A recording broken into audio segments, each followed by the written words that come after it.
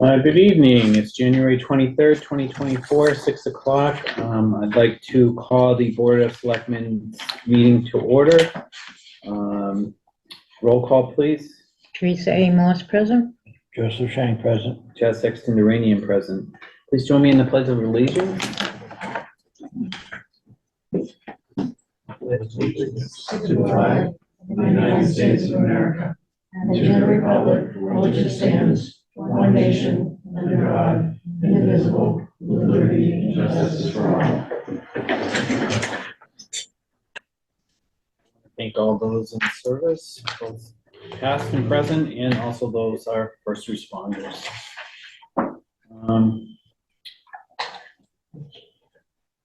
The meeting is going to be recorded and it is live on Channel 9 and it will be uploaded to YouTube. And folks, just bear with us. We had to make some changes in the format of what's going on. So we will be going to an executive session earlier than we expected, but we will be back. So we will keep this open.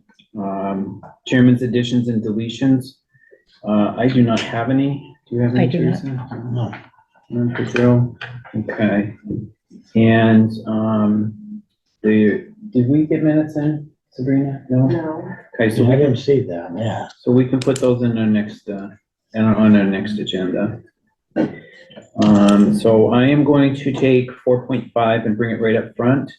And that is to discuss and vote on the opt-out of vote by mail for local elections. And that's with Kathy. Yep.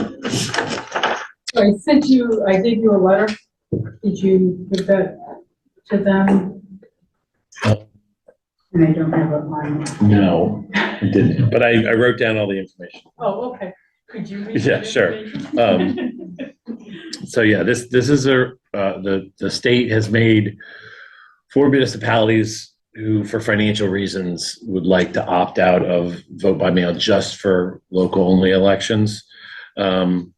It's early vote by mail. It would mean that for the local elections we have in April and any other elections we have, if we have to have others for overrides or anything like that this year, there would not be preemptive early ballots mailed out to people. You would still be eligible for absentee voting for a valid reason. And the only other way to vote would be in person. The costs for voting by mail can be a little bit prohibitive for the town if we're going to have multiple local elections, which we may have this year.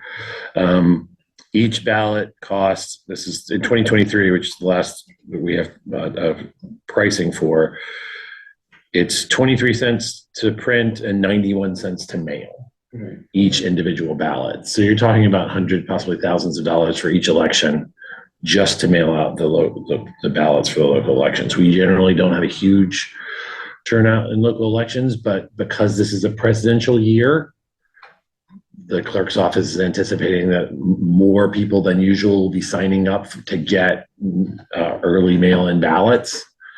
This will still allow people to do early mail-in ballots for the federal elections and state elections in November and the primary. Is the primary still doing? Yeah, both primaries and November election. Right.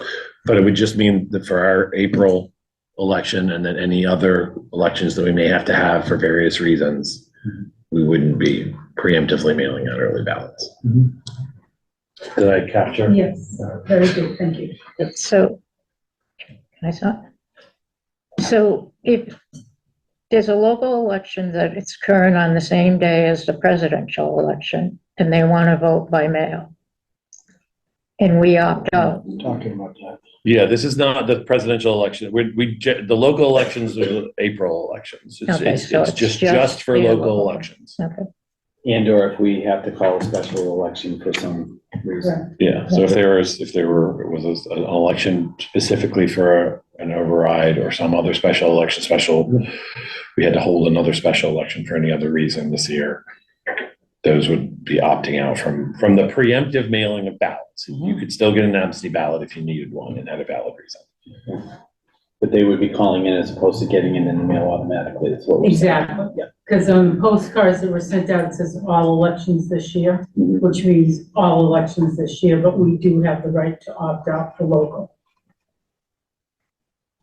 So we'll do, I'll entertain a motion to exercise the opt-out of vote by mail for local elections. Second, Any further discussion on that? yeah, I have some more questions. Sure. So I already got my card and whatever, but if we vote for this year and somebody already opted in this year, how does that work?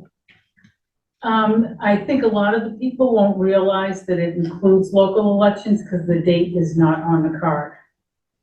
That was. But you would assume, if it said all, I would have assumed if I checked all in, that I would include local, and I would think I'd be all set. Right? And we could do a mailing, but that's gonna cost money too, not as much as the ballots. I would certainly put it on the website. Thank you. And we can post something on the town hall bulletin board and all of that, so. Right. Yeah. Or people, if they got them, which we've all started getting in cards now, just, if you sent it in, only opt out of the local. Put something on our website, put something on the bulletin board, and that's the best we can do. Anything else? I'm good. Teresa, anything else? All those in favor?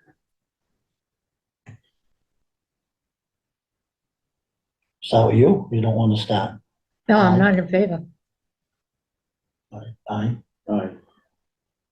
So we're opting out. Okay, great. Thank you very much. Yeah, thank you, Kathy. Can you just make sure my vote's recorded? That I was opposed? Thank you.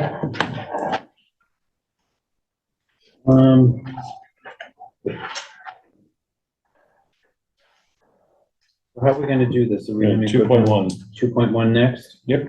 Okay, so we're gonna have a joint meeting with Finance Committee and Neshoba Tech to discuss the school budget.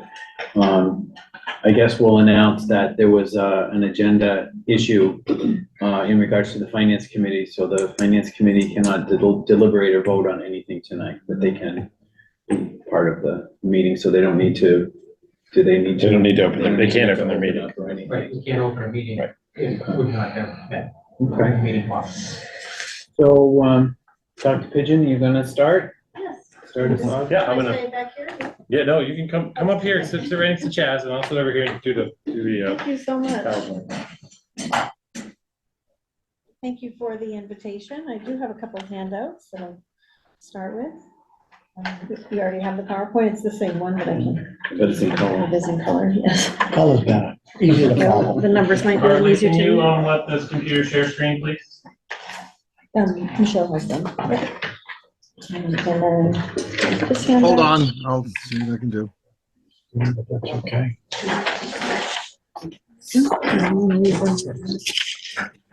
And then the last handout I had, this is actually our current year budget, but I'm not sure if you ever received the full final book of our current budget. So I wanted to make Okay, you sure. should be able to share the screen now. Thank you. Thank you. So I've shared 3 handouts. The first is the presentation, which we'll begin with. And then I'll speak to the other handouts as we get a little further into the presentation. First of all, thank you for the invitation. My name is Denise Pigeon. I'm honored to be serving as the superintendent of Neshoba Tech. With me this evening from Neshoba Tech are Michelle Shepard, our business manager, Michelle Bouvet, our assistant business manager, and the 2 representatives from the school committee that represent Townsend, Sheldon and Karen Chapman. As you know, Neshoba Tech has been serving the towns, our 8-member towns, for quite some time, providing high-quality Chapter 74 vocational programs for your students. Townsend has been a member of Neshoba Tech since 1979. So we're going to go to the 3rd slide, Eric. Thank you. Our school committee representation. We have a 13-member school board, and again, the 2 representatives from Townsend are here this evening. I do want to bring to your attention that there is an open seat for an alternate on our school board if there is interest to fill that position. Next slide. In terms of enrollment, I just wanted to share with you, this is actually last year's data. of where the students from Townsend were enrolled by percentage in each of the programs that we offer. So 35% of the students were enrolled in either a construction or a transportation-related program. 38% were enrolled in a health or human services-related cluster, and 27% in arts and technology. We'll update this slide in another week. Our freshmen are actually getting ready to pick their technical programs and be placed, and that's when we update our technical enrollment. It is a nice split. Next slide. I know there's been a lot of talk statewide about vocational schools and equitable access, so I wanted to just share with you that some of the articles that are out there regarding access to vocational education and some of the claims that are out there are really just quite frankly not true when it comes to Neshoba Tech. So what you're looking at in this slide is our enrollment of special populations at Neshoba Tech in comparison to our sending high schools. And this is very traditional for Neshoba Tech. We're very proud to be able to serve all students. If you look at this, more than 30% of our students are students with disabilities, and more than 50% of our students are considered high-need students. And our subgroups tend to be higher than our sending high schools. So that's just information I wanted to share in particular because there's been a lot of news articles lately. Next slide. In terms of the budget, we do... Excuse me, sorry to interrupt, but the slides going out over the air on Channel 9 are not changing. It's still on the first slide. I just thought you should know that. Okay.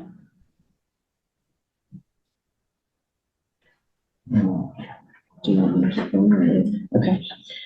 So budget and finance, in addition to our regular school board meetings, we also have a subcommittee, active subcommittees, and we have a budget and finance subcommittee that's a very active group that is responsible for working with me to prepare the first round of the budget. And I just wanted to share that Karen Chapman has been chairing that subcommittee for quite some time. In terms of the current year budget, so we are on target in FY24. We are doing well in terms of managing our current year budget. We have had some unanticipated expenses come up, but we've been managing that within our revenue and our budget from FY24. We have seen an increase in special education needs across the board, additional staffing that weren't expected when we began planning for FY24 the prior year. As an example, we have had to add some instructional assistants to work with specific students. We've also seen an increase in need for special transportation. We've also continued to experience unanticipated long-term substitute needs for staff members that have gone out on various medical conditions.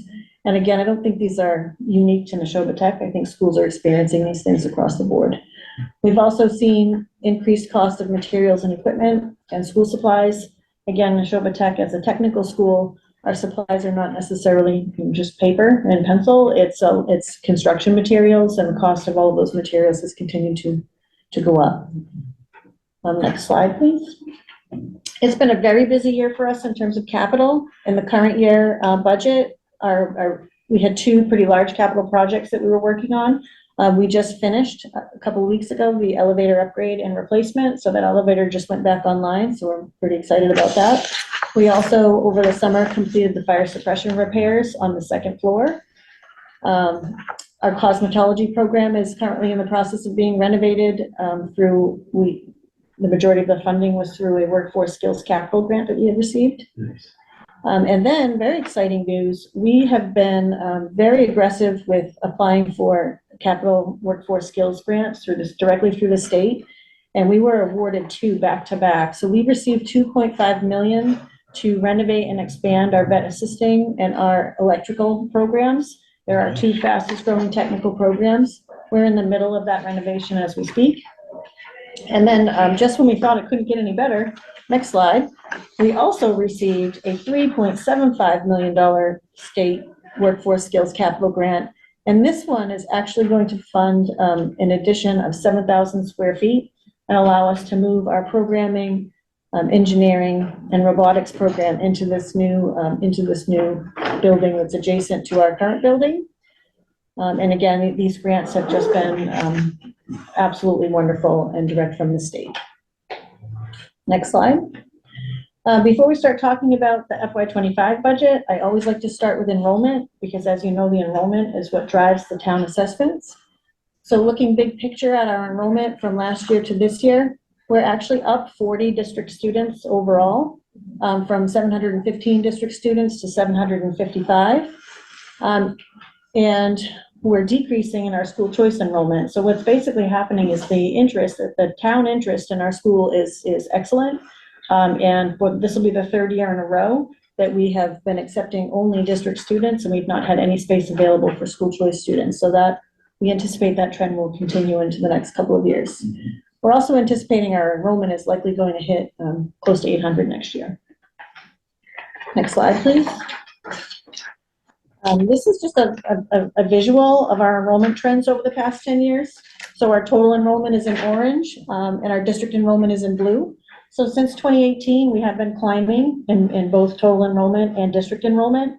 And what I foresee happening in the next couple of years is there will not be two lines. You'll have just a district enrollment line, because there will not be any space in our school for school choice students.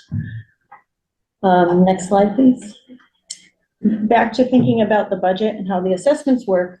There's a couple of things to think about. So the change in enrollment in terms of increase or decrease by town is a major driving factor in the assessment. And the other piece that's a factor in the assessment is the percentage of the overall piece of the pie at the school that the town holds. So in terms of, we have 40 additional district students, but you can see some of our towns actually have decreasing enrollment, so Air is down. Other towns have increasing enrollment, but by varying numbers, up 6, up 9, up 1. Townsend this year had a big increase in interest and is up 19 students. Can I just ask Yes. right here, because this is the one part that I had questions on. Thank you, I appreciate that, Doctor. This is estimated enrollment percentage based on empirical data of what? The interest? Nope, this is based on who's actually in our building right now as of October 1. So this preliminary estimate of enrollment is the current year on October 1, which is what the state uses to drive all Okay. enrollment figures. And so that is what I'm using as a preliminary estimate. The reason I call it an estimate is because for whatever reason, when foundation enrollment comes out, which is what's tied to the governor's budget, sometimes it's off by 1 or 2 students. And I wish I could explain why. I've spoken to Desi. It's such a complicated formula, but it's a pretty good estimate. It is possible that we may see tomorrow when the governor's budget is released that Townsend is an increase of 18, or it might be off by 1 or 2. I've seen that happen in the past, but it will be pretty close to what you're looking at here, which was the students by town on October 1 at Neshoba Tech. And can you tell us why you think all the others were single digits and Townsend was almost 20% change? I think that you likely, because this is the total change, you likely graduated a smaller class of seniors. Okay. And then took in a typical class and with maybe a little bit of increased interest. So it was probably the 2 factors of graduating a smaller class of students and bringing in a little bit bigger of a class. Thank you very much. You're welcome. In terms of the percentage, we anticipate that the percentage of Townsend at Neshoba Tech in terms of total population will actually increase to just under 15% of our total student population. Next slide. Just looking specifically at Townsend. So we're projecting a total student population at NT at 113 students, which again is the increase of 19 Townsend students, which is Townsend's highest enrollment ever at Neshoba Tech. When you go back to the beginning of the partnership. So our last historical enrollment high was in 2009 with 109 students. Next slide. Budget drivers for our FY25 budget.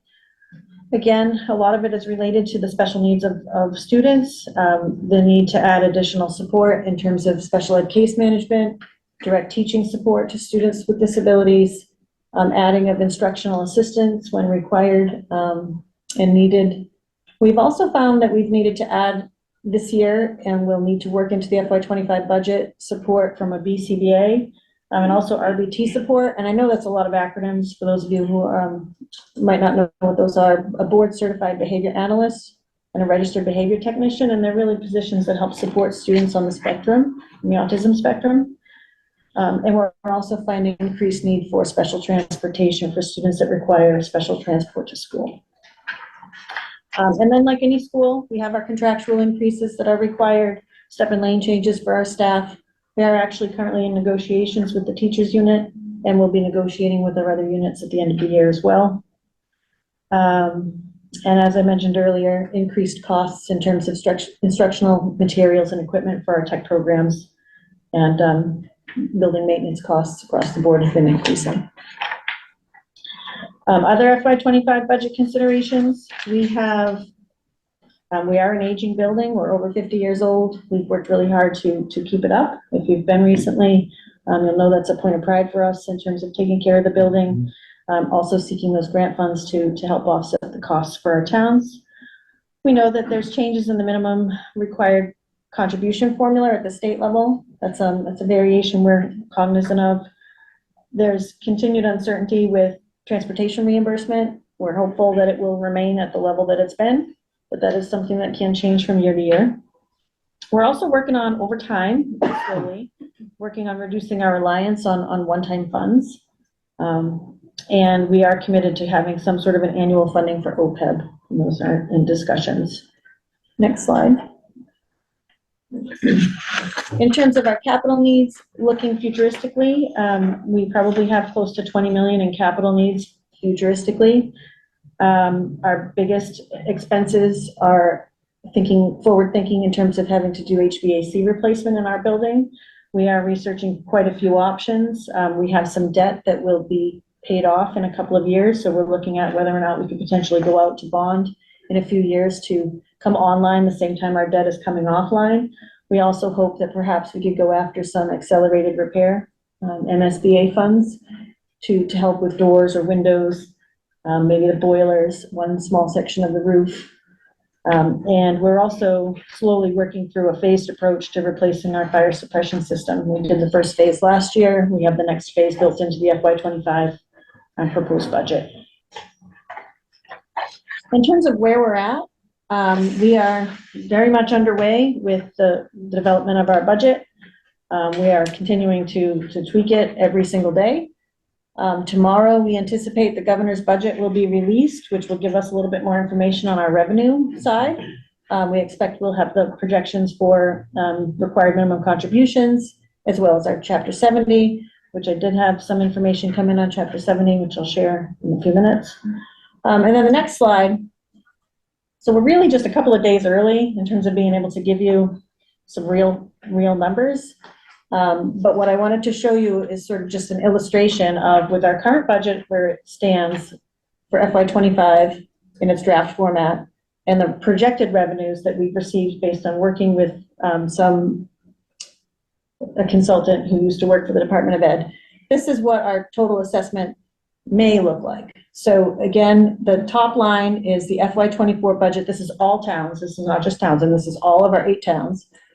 Again, in FY24, we had 715 students, so we anticipate we're increasing by 40. The projection in the second column will change with the release of the governor's budget tomorrow, but this is our best estimate at this time. We think that our town's minimum required contribution is going to go up by about 10.6 million. Transportation and capital is up overall. That's mostly in transportation, and about $25,000 increase in our capital ask. The additional assessment category, and then debt service, that's a pretty solid number. We know what our debt payment is, but what will change is the amount to each town based on the percentage of enrollment. So if you go to the next slide, we'll look a little closer at just Townsend. Again, this is a projection, but we're estimating the increase of 19 students.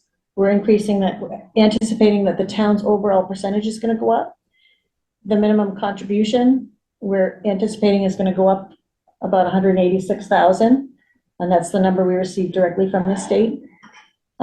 Transportation and capital, that would be based on your total percentage of student population, as well as the additional assessment and the debt service column. So the current projection right now is the total assessment increase to the town of Townsend for $246,960. The projections are based on this handout. And this is honestly, this is just a projection. Roger Hatch prepared these for us, and Roger Hatch is the retired finance administrator from the Department of Ed, so he helped us run these numbers. He helped give us a projection on what we anticipate for our Chapter 70 aid, and also for the required minimum contributions. He's usually pretty close. So that is what I based these assessments on at the current time. Next slide.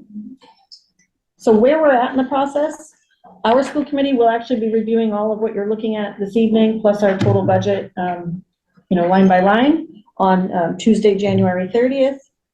We'll have the governor's numbers. I'm hearing that they should be out tomorrow by 5 o'clock, but the cherry sheets for the schools, the information for the schools might not be out till the following morning, so probably Thursday morning, we would have more specifics.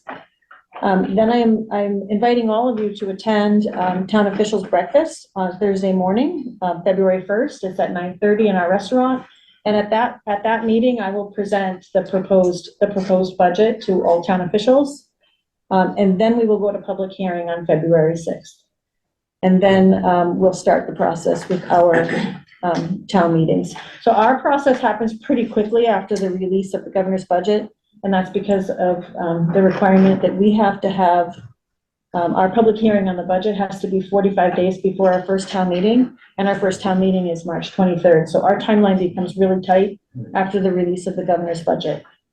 You might recall that last year we had to start voting on an estimated budget because as a new governor, she had a little extra time to put the budget out, and then we had to re-vote the budget when the new information came out.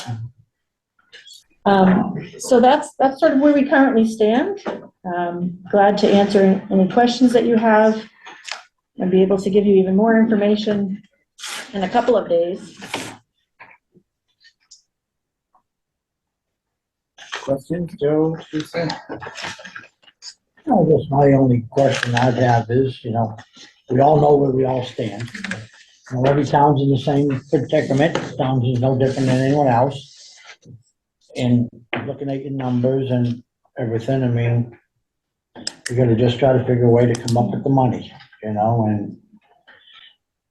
I'm not a fond believer of cutting any kind of services, so we're gonna try to work around that. But I will say, the school does a tremendous job with people that come out of it. I've had several of your students work with me out of your classes, and they're awesome. So I support whatever we gotta do to keep it going. Thank you. Teresa? Okay. I have more of a comment than a question. It's usually how I roll. This is exactly what we were hoping to see, because it's, we have a lot of numbers to crunch this year. It's going to be very difficult, not only for our town, but the other towns involved. And I think being transparent and the work that we do with you, I think is really important, that the townspeople see it right up front, what we're facing. So it's not a surprise to anybody. I think that's the big thing, number one. Number two is, I do have one question in regards to the transportation. Do we have any idea if they're gonna be giving us, or giving more money out for transportation like they did last year? Right now, being told to be conservative, we put in 75% for reimbursement. I actually had it 80, and then they said no. Jay Sullivan and some of the others were saying I'd be a little more conservative than that, so I went to the 75, which is roughly where they've been in the past. We did have a year where they actually gave us that little bit more, which was great. But with the 9C cuts in the current year, and I'm thinking the budget's gonna be a little tighter coming in FY '25. That is an area where they try not to cut, but they're not promising 100% like they had talked about in the past. Right. And they haven't come up with 100% yet. It's been, I think, 87 or something, I think was the top percentage that we saw. And your grant awards were phenomenal this year. Thank you. I mean, that's to be commended, because to get those is not an easy, as we know, Karen, how difficult grant writing can be. and then following through, so I applaud you on that. That's really all I have. You guys don't have anything Great job. else? Thank you very much. Do anybody have any questions for us? What our next steps are, or where we're going from So here? just, it's great to see everybody take the time to come. It's easier for us to see somebody talk about it, and as Chaz says, the public sees it. And when we're talking school budgets, it's really great to be transparent to everybody. Yeah.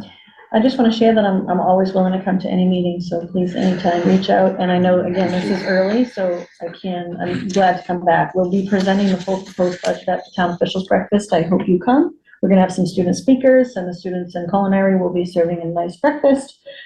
So please, members of the finance committee and. I'll never turn down please a come. Um, free breakfast. Yeah, I went last year. It was very good. And we do, That's our at TV, 9:30? that's at 9:30. Our TV media students do record it, and we will So post we have it. to post. But we're We all also know. glad to come back and talk to you again when the numbers are finalized, if that would be helpful to you. Yeah, I think that might be good. Yeah, I was about to say, and one thing that I think might be helpful is if we could get a finalized copy of just Yeah. this document. So in this that- document, just to be clear, this was created by a consultant that we worked with. Sure. There'll be one that will come out. Yeah, When we so have the real real one. numbers, because I think that would be a good thing for us to kind of post on our website, just to let everybody in town know, And I heard that at the Mass Municipal Association meeting this past week, there was a QR code that town managers could see, and they got a sneak peek at the chapter 70 number. Yes. So Roger's projection is, as I've been informed, is about 10,000 more than we're actually getting. So it's a little bit of a decrease, but not too bad. Yeah, they gave us a sneak peek on Friday. And then it disappeared. We couldn't find it Yes. online. Any questions from you guys? No, it's probably just, phase one on the fire. You talked about phase one Yeah. being completed, phase two is in FY 25. Is that the end of the No. fire? Okay. No, so, we started with the second floor, where there's only one long stretch of our building that has a second floor. We thought it made sense to start on the second floor. That was completed over the summer. We're moving to the main first floor, this summer, and then we'll be moving around the buildings in the different tech programs. We have during, as part of these workforce skills capital grants, we've been fortunate that whenever we're renovating a tech program with one of these grants, we're also doing the fire suppression as part of that renovation. Yeah. So we might not have to do as many phases as we originally thought, because these grants are helping us to accomplish that. Okay, good. I just wanted to see the first going into futures. Thank you very much. Thank you. Thank you. Thank you very much for coming. I appreciate it. All right. 2.2, Energy Committee Presentation of Master Plan.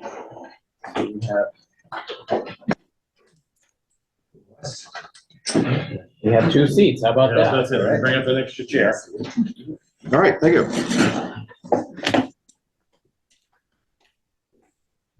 My stuff for me. Your stuff. All right. Thank Do you you want for, me to introduce where we are, or do you want to just start right out? let me introduce myself. It's the Okay. first time I've, met the committee, and Michael introduced himself as well. I'm Ron Montgomery. I'm currently chair of the Energy Committee. I joined in 2016. My motivation in originally joining was that I, got a tax bill. It was much bigger than the previous one. And I said, holy crap, there must be something I can do to help with this. And I happen to have a background in energy in homes and businesses. I had in my career, I served in the Mass Save program and had a certificate in the Building Performance Institute, where we have an understanding of the components of what makes a home efficient, capable, or building efficient, healthy, able to accommodate people without having too many issues in energy costs. Changed thousands of light bulbs as an individual when I worked in the Mass Save program.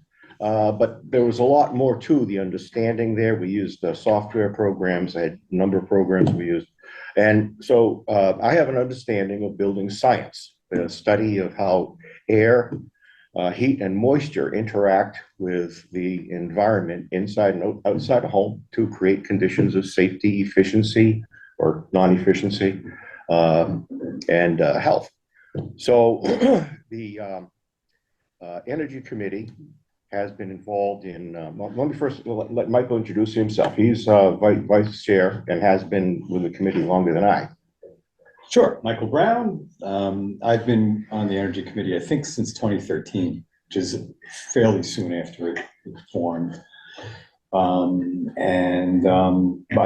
My actual professional background is I'm an environmental engineer, so I kind of work with contaminated sites, not extremely closely related to the Energy Committee stuff, but somewhat in the same universe.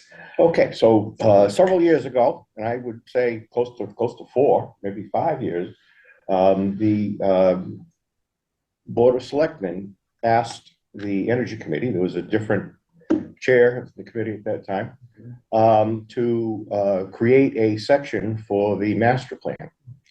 And our chair at the time developed a fairly detailed, sophisticated program, a process by which we would develop such a plan. That was submitted to the Board of Selectmen and approved. And since then, we've been trying to work on that. The big questions that we had right from the beginning is that original schedule we provided to you, the original process, involved not getting 9 volunteers from various committees. And we saw the potential difficulty of getting and keeping such a group together, because they were offshoots of every town department, committee, and the planning board, the Board of Selectmen was represented, every group was represented as volunteers. And we had some difficulty getting a volunteer to be chair of a subcommittee in the Energy Committee, but finally we did get a long-time gentleman who was with the committee, Ed Herman, agreed to do this. And he started right off, dug right in to try to develop an organization for a meeting that he was planning to hold in November 22.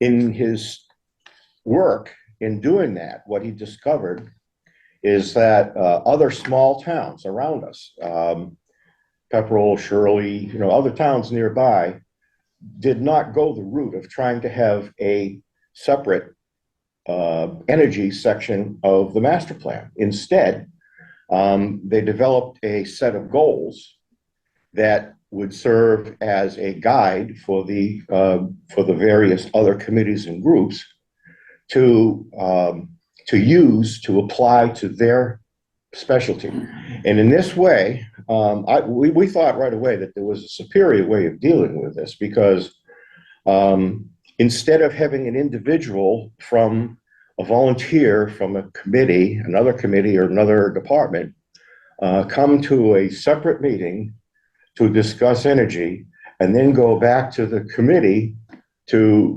discuss what they had talked about, was a long and difficult process. And even the possibility that someone doesn't show up to a meeting and then they don't have the information they need to go back to the group, was too much. So we agreed to adapt the process where the Energy Committee would develop a set of goals to act as an addendum, appendix, whatever you want to call it, that would help guide the specialists in each group, fire department, public works, the other committees, to look at what they do and apply those goals to their section. So we did develop such a set of goals, but the thing we needed to do first was to have some buy-in from, Teresa's up to date on this, but have a buy-in from the rest of the Board of Selectmen that this is a good method to pursue. And in order to do that, we did provide a suggested set of goals. So specifically, we wanted to talk about, first of all, that you'd agree to the process of us submitting goals. What happens after that in the previous process was fairly well specified. We had meetings and, a whole schedule of stuff to do.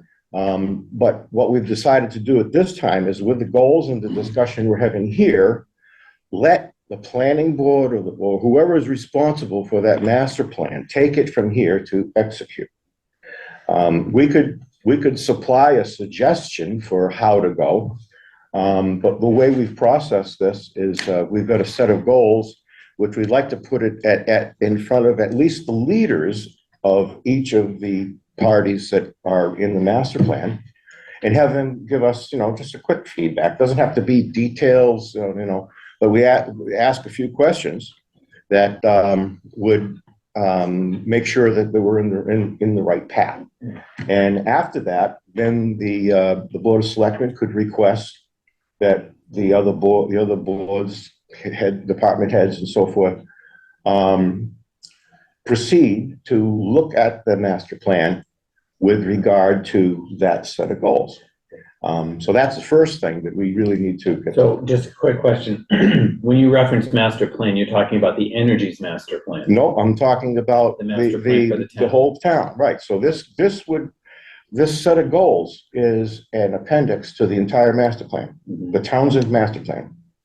And the individual groups can look at that to see if there's things in their section of the master plan where they could, there's already some, mention of, and I've been through the master plan the way it is, and I have seen several places where they applied energy concerns to the master plan. However, this is a much deeper and longer term kind of take. We're looking at the goals that we've set there are really centered around what the state of Massachusetts and the United States government are doing. Our grant money, and we've come up with about a little over $700,000 worth of it so far, of grants that we've received, and town is saving money every year based on what we've done. It's difficult to state how much money the town is saving, because we do have a great software program to use that the state provides to give us information. But it's really oriented to whether or not you're saving, how much fuel you're saving, not so much money. They do have track of every bill for every meter that the town pays. That's every building, including every, the water company is included in our group of things, group of concerns. And every meter, every pump that they have is recorded. The usage, electricity, and their usage and their costs. When it comes to fuels, diesel, gasoline, using the vehicles, we get the gallons that they use, but not the dollars, because that varies so much. They didn't keep track of that. The orientation of that program was to keep track originally of fuel. It does, aside from that, track emissions. And I think I mentioned in the opening that my original motivation for getting involved in this committee was to try to help save money. Right. But very quickly, and I got back to where I was when I was with the Mass Save program. My motivation right now is to try to reduce emissions. We want to try to do our part to reduce the climate change issue. So let me see if I want to bring you back up to the 20,000 foot level. So what you've discovered is that your process in regards to energy really touches upon all of the different sections of the master plan itself. It's not just your own section of energy. Yes. It's each one, which I 100% agree with you. I too have gone over the master plan much more than I really wanted to, because I was a part of making sure that it was put together right. Having said that, your thoughts, I think, are right in line with exactly where we need to be. Because each section of that master plan needs to have a focus on energy. It needs to have a focus on the financing. You know, it all ties in together. So I think you're absolutely on the right track as far as that is concerned. My question is, how do these goals fit into that? Fit into what? I'm looking at it as a process. What's, you know, I don't know if you guys are familiar with the process on the master plan, but each time it's done differently. The master plan committee decides to do it differently. How is that going to fit in on how that master plan is being written or reviewed or however? We are here, the second question is, well, we had originally specified a process. Mm-hmm. And at Teresa's suggestion, we stopped that discussion and we decided that the master plan committee should decide what to do with this. That's the way it's come. Mm-hmm. If you read that list of goals, and you looked at all of it. if you go through one at a time, yeah, and you look at it and say, okay, how does this apply to our section of the master plan? Someone, the police chief may consider, electric vehicles. There is in the Green Communities Grant Program, which is, where most of our money comes from for our work.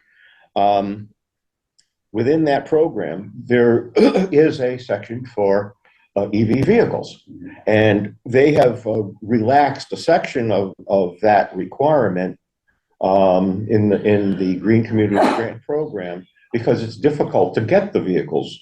If you can't get it, how can we tell you that you have to do it? Right. And I have communicated to the police chief, that note that says, we're off the hook for now, but, keep our eyes open for a good deal and, whatever. But they have the Green Communities Grant Program is a competitive program.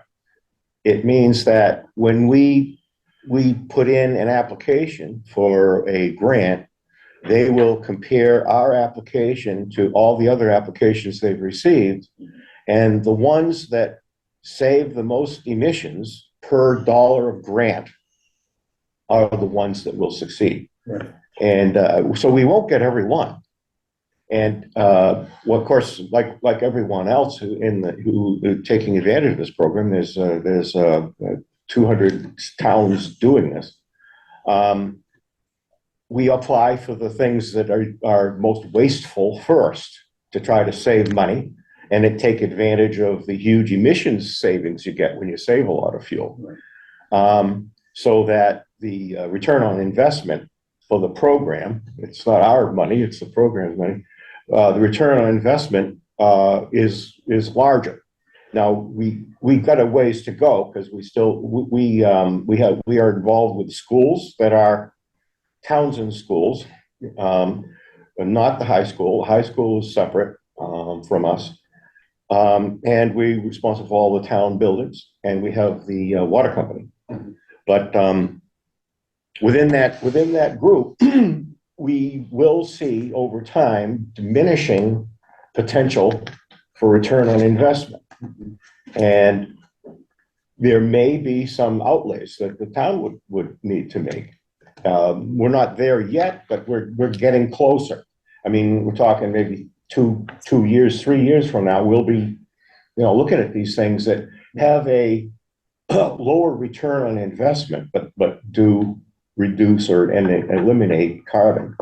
So back to your question though, Chaz, as a liaison, I've been sitting in all these meetings and they really have been working since the prior chair, trying to get a person from like they said, from every department, from highway, from water, from schools. And yeah, we know how difficult. Right, and it hasn't been possible. So when they came to the conclusion that to go down the pathways of goals, we got to that, or they got to, I'm sorry, they got to that point, then it was like, what are the next steps? Well, we can give this to the, the people that wrote this section and get their opinion and give that. And then I said, well, I don't think we should do it that way. I think we should get feedback from yourself and say, why don't we talk to the people in charge of the master plan? See if they want to put it as an agenda. If they want to read it out to that, they're in charge of that body of work, and see how they feel, what the best next steps are for. Okay, because as I see it, Teresa, in that vein, I agree with you. It would need to go to the planning board Right. first, because the planning board is the board that actually Right, creates the master plan. The master plan is part of the planning But board. The reason I asked that we bring it here first, before we said that was the decision, was but the prior Board of Selectmen had approved a completely different direction. Yeah. With or whatever. So I felt that it was out of respect for that, is it okay? And that's what I'm getting at too. We're on the same highway. So go off of that path. Yeah. And then the next step would be to present this to the planning board. And I wasn't comfortable telling them as a liaison without them presenting it to you. Gotcha. Okay. That makes sense, because I do believe that it's the planning board, and Joe, you can add in your 2 cents at any point. The planning board is the one that actually develops the master plan subcommittee or master plan committee. And I agree with you. I know that, being a former member of the planning board, we had discussed, and I see that Lori's on here, so correct me if I'm wrong, Lori. The master plan was developed, or the master plan committee was developed. They do the master plan and then they kind of fade away. That's the way historically that they've been doing it. But the thought process that we came up with at the time was to keep a master plan committee that does one section at a time or per year, so that the master plan is constantly being reviewed and worked in, and that would fit into what you guys are talking about. I mean, that's what it sounds like to me. So the focus, and as you said, that is important to bring it to the planning board to find out and get their buy-in on what it is, because they're the ones that are going to need to create a subcommittee to work with the energy committee too. So. Okay. Yeah, a former proposal specified everything, and the details of including public meetings and education and all that. And it's not possible to do that to 9 different groups and have them, get it all. The group isn't going to understand if you do it with a volunteer, and then you go back to the group. I want to thank Ed. I don't know if he's tuned in, but he did resign from the committee back at the beginning of the year. And I want to thank him for his work on this. That really was the foundation. And we'll of what reach we out did. to the planning board and get you on the agenda. Yes, and I'd like to, know when the planning board is talking about this and make myself available to them if they like. So I applaud the work that you do, because I know that there's a lot of grant money and a lot of things that happen within our municipal buildings that the townspeople don't realize, that you guys have been the forefront of that. We see it because we see the bottom line, so we see what you've saved for the town. So, your work doesn't go unnoticed, Great. that's a definite. So it feels like the best process would be maybe to have a vote of the Board of Selectmen to approve the plan, to go with the goals and present them to the planning board, and then we would refer them to it looks like Lori has her hand up too, so. Refer them to the planning board to meet with the planning board about those goals and the substance. Okay. Lori, go ahead. Mr. Chairman, thank you. There's always a reason why I tune in, I guess. So I'm glad to hear that report from both the gentlemen in front of you, and I think it's a great idea. I think it'll be an easier step to move forward with the change this year. So I can't speak for the full board, but I'm impressed with it. So thank you very much for all your time and effort over the years. Okay. Well, I can't speak for the planning board. You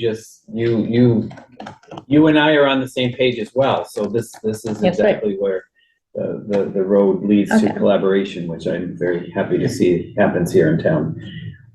So what our next steps would be, we would vote on this and then. They would just vote to approve the plan that the Energy Committee has presented about going with goals and presenting them to the planning board, and then we'd refer them to the planning board for next steps. So moved.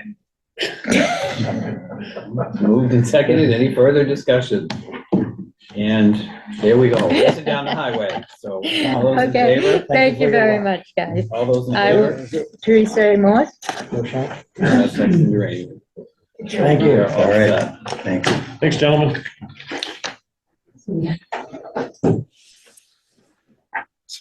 All right.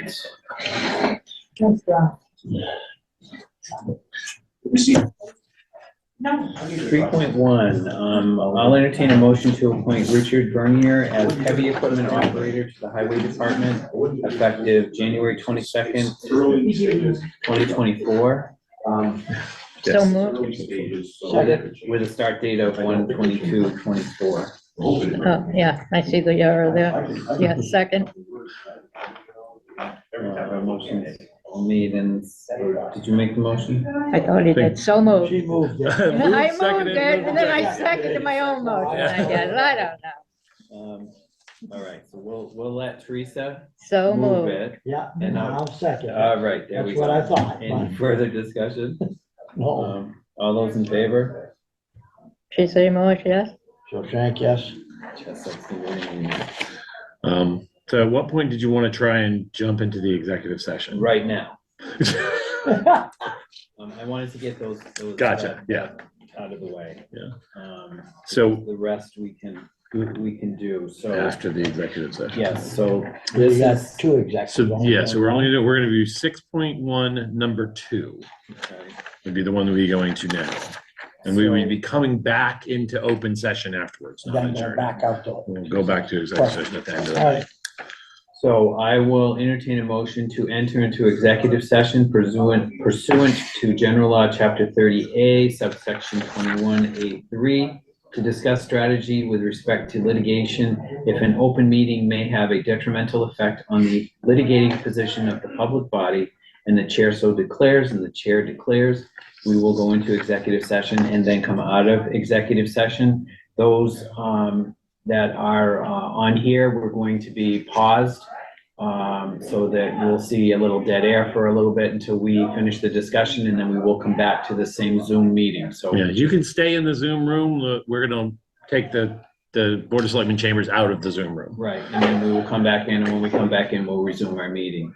So all those in favor? You gotta make a motion Oh, first. make a You motion. mean, so moved. Second. Moved in second, and all those in favor? Teresa Morse, yes? So Shank, yes. Chad Sexton Duraney, yes. Okay, so I'm gonna go.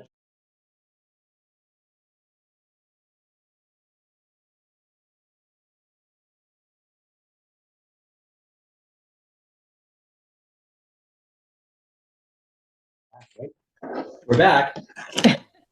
We're officially back in open session. Yes. Sorry, I couldn't get to my button. Yes, I can hear you. Okay, thank you. All right, so we are going to then go to 4.1.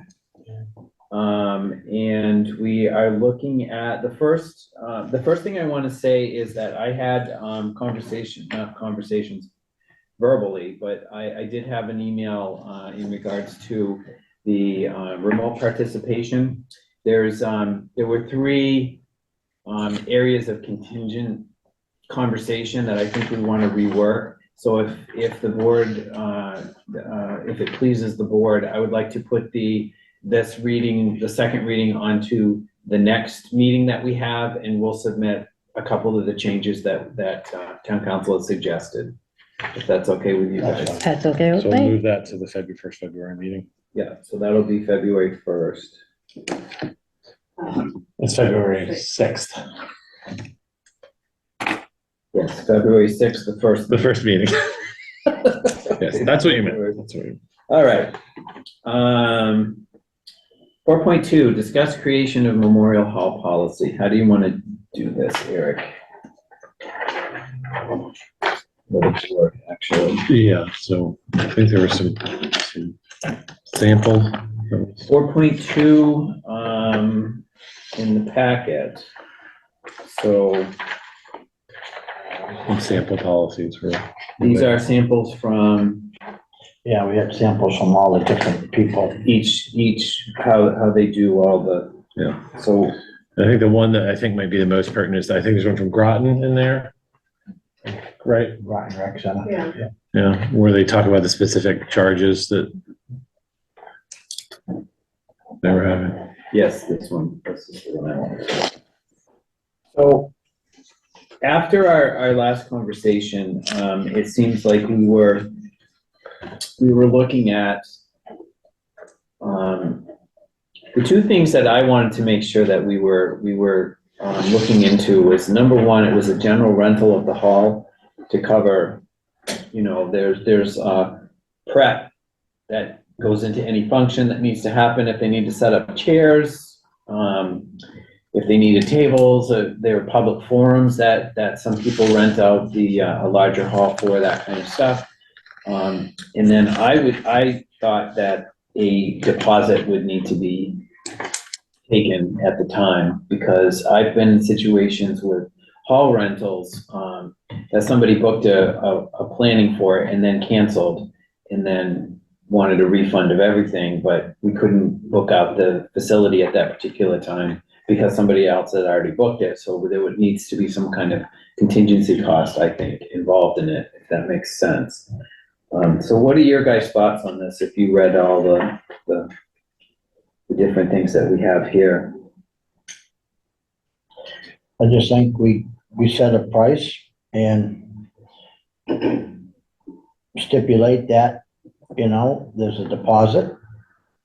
And if they don't show, they lose the deposit and move on. Simple. Yeah, we do We don't want to hurt them with the price, but we want to have,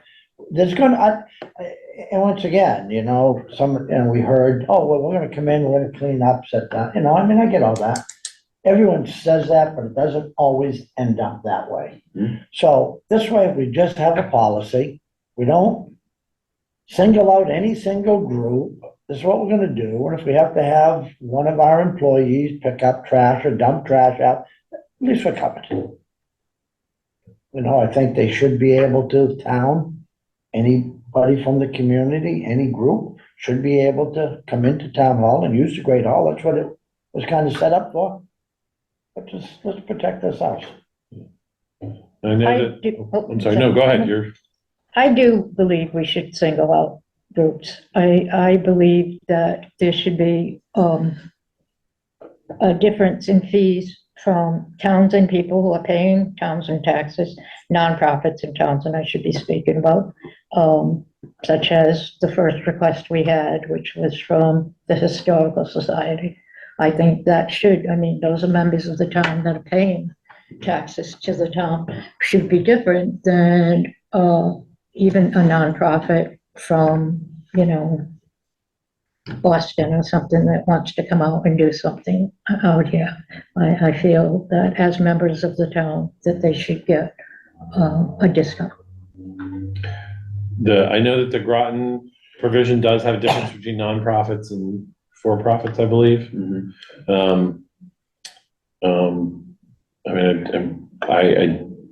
We could certainly, if we did do that, I would just run it past town council to make sure that we were okay.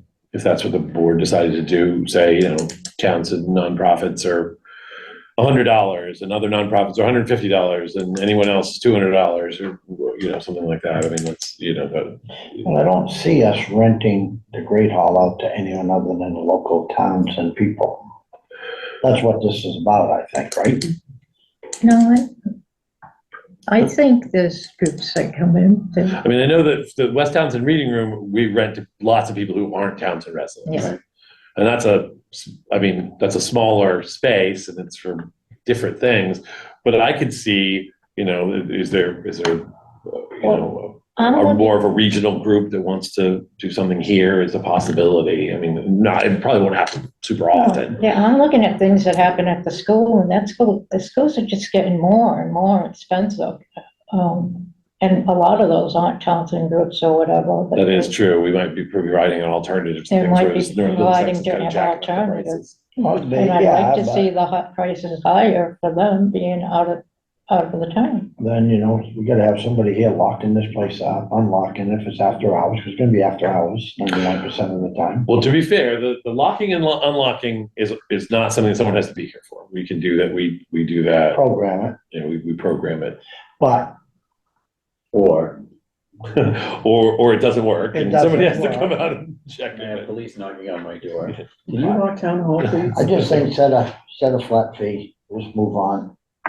I'm kind of leaning towards the town of Townsend departments, or the official departments, boards or committees, I would say, because I know that for instance, the housing authority, we have had public forums and we have used the town, we've used Memorial Hall to do those public ones. We've used the library, meeting rooms in there, we've used for those. But as much as I understand what you said about the Historic Society, it is a society, it's separate, they don't, I understand that it's made up primarily of Townsend, residents but that's an outside organization, that's not something with the town.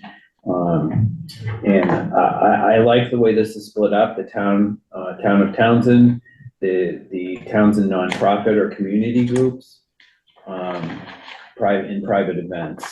And the private events would be, there have been occasion, not recently, but in the past, there's been outside organizations that wanted to use that for a public presentation for something.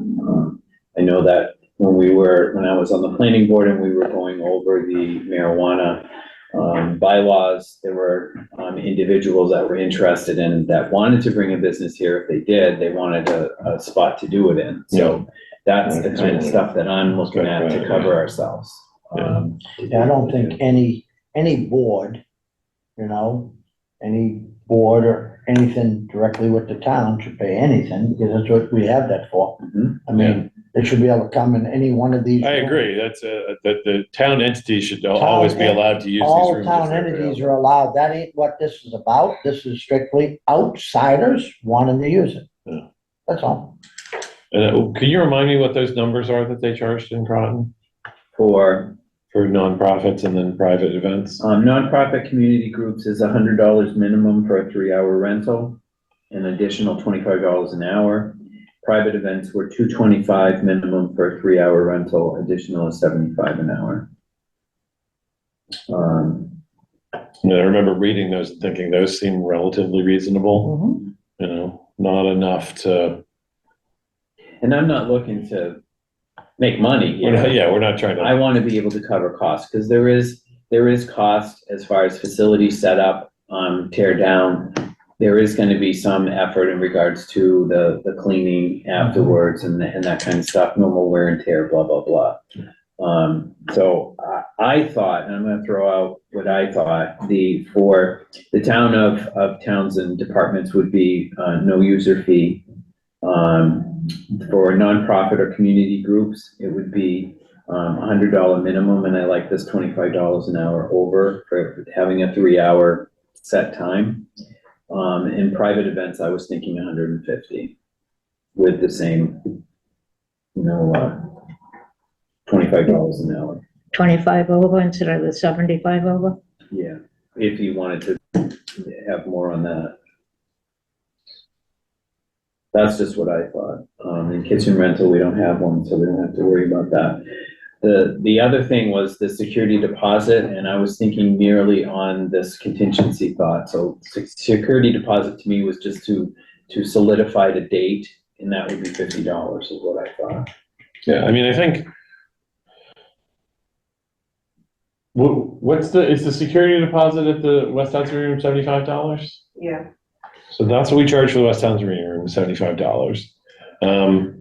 That's the deposit or the? That's the security deposit. All right. The fee is also $75 as well. The security deposit is given back, though. Yeah. Right. So can we repeat this? So towns and any town department is no user fee. Right. Okay. And I'm following the Groton. Mhm. So the Groton nonprofit or community groups, what are we saying for that one?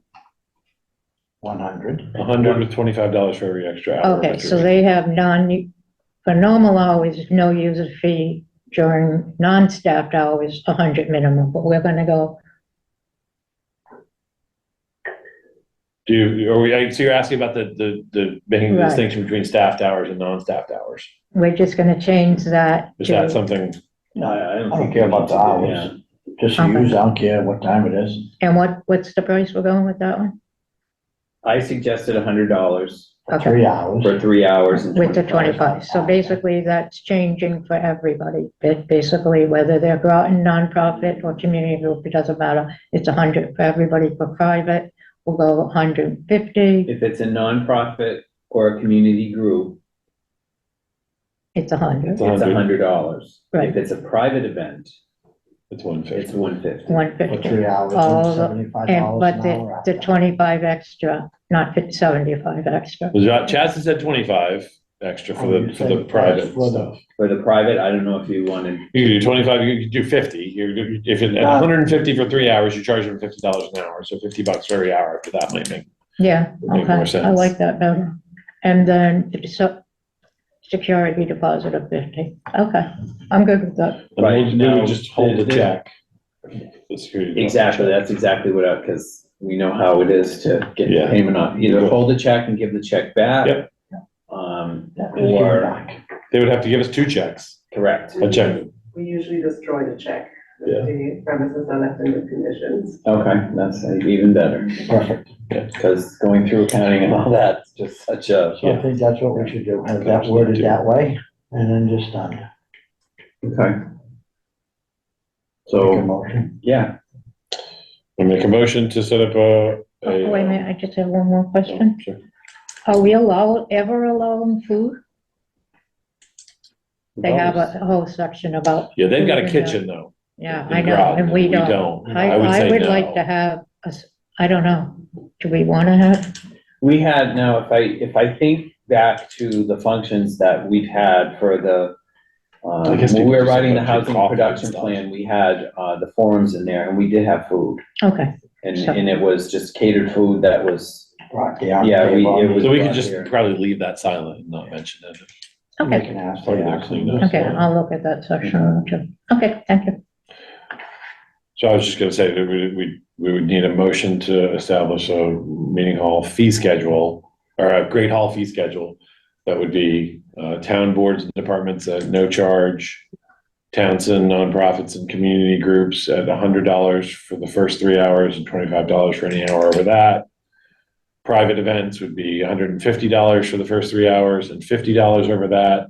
And all non-department users would be required to submit a $50 security deposit that would be returnable if the place was in good condition. With the application, we'll make up an application. That's first come, first served. right, So moved. Second. moved and seconded. Any further discussion? Nope. All those in favor? Teresa Moore, yes? Shank, yes. Chaz Sexton-Duranian, yes. Thank you, and thank you for all the research, Sabrina.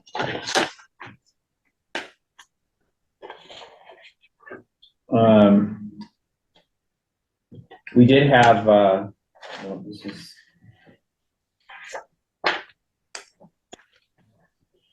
Four point three surplus request for facilities for the chairs. Yeah. That is, as it was put in there, capacity for the chairs is 178 total. Capacity tables and chairs, 83. Capacity standing only 250. Now, are these, as far as our certificates of occupancy? That's all right. Is that what it is? So how many chairs are out there? That was what we asked. How many chairs do we have? We have total chairs, would be total chairs on the stage are 137 On the stage. on stage now. And that's why this was presented, to get the stage, To try to make the stage more, so that they could have the User-friendly. dances And how on the many stage. chairs, how many chairs are on the floor right now? None? I don't have a number no, for there's a that. bunch of chairs on the floor, but So, I guess my question would be, is, Well, we would need to take into account 178 capacity. We would need to have at least 178 chairs. plus spare chairs. plus spare chairs, So that's like 200 or but 203. then on the stage, you're gonna have 30, so you need 178 and 30, so you need 208 chairs. And then we wanna keep in consideration, if we set up, like we've done a couple town meetings, down in meeting room 2. Mhm. There are already chairs down in meeting room 2, though. They're not, But they're already down alright. there. Yeah. So we know we need 208, Plus spares. 208. So and I say- 233. So. Yeah, according to That what, gives us 25 spares. according to what the facility superintendent says, he wants to keep 20 plus chairs for backup. I'm sorry, so 228. Okay, and how many chairs does he say he's gonna leave? Well, I think what we would do is we would authorize any number of chairs over the amount that we think we have can be surplus. All right, that's fine. And then we'll just do a count. Because we don't have a count on what's here, we don't have a count on what's downstairs as well. Plus other But various. if we parts of the needed building. some more in here, we got them available, so that's Yeah. all good. Yeah, I don't think there's ever gonna be a time where we're gonna have this room packed and that room packed and downstairs we've packed had all it. at once. We've Did done you hear all three of them? Yeah. Oh, yeah, Jeez, we had 458 people at a town meeting. holy moly. Yeah, we had Zoom here and we had Zoom downstairs too. That's crazy. Well, we're crazy in towns, but that's okay. So I I'm guess that, setting up a stage running the And whole we thing need, on my I'd like to computer. see us get those chairs off the stage. Yeah. Well, I think that was the driving force behind Right, this. that was the Well, driver. where is- if they're not on the floor, where are they gonna go? Then they're gonna have to be stored up there. Well, he's No, gonna there should be other have- places to store put a them. place to store them in the garage. So that will be the spare chairs that aren't necessary, that are not part of the ones that are used will be stored in the space in the garage. Okay, so anything over, what did we say? There's 228. Right, because Will be it's, sold, yeah. will be disposed of. Surplus, yeah, surplus, yeah. And we can, obviously we'll check with any other board or department to see if they want them first. So, Senior center, library. yeah, I doubt they do because I don't think they have chairs and stuff, right. but we'll check with that first. Okay, so I'll entertain a motion to surplus any chairs over 228 In the Great Hall. in the Great Hall area. In the Great Hall stage, actually. So moved.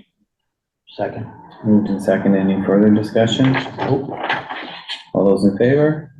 Did you say motion? Motion, yes. Chaz Sexton Duranian, yes.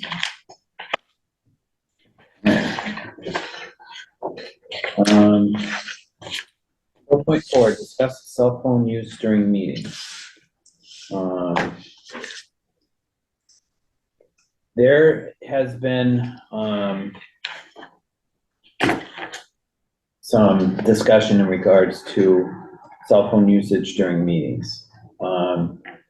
I know that with, I did some research as far as when this last came up. I think it was 2015, if I remember the year.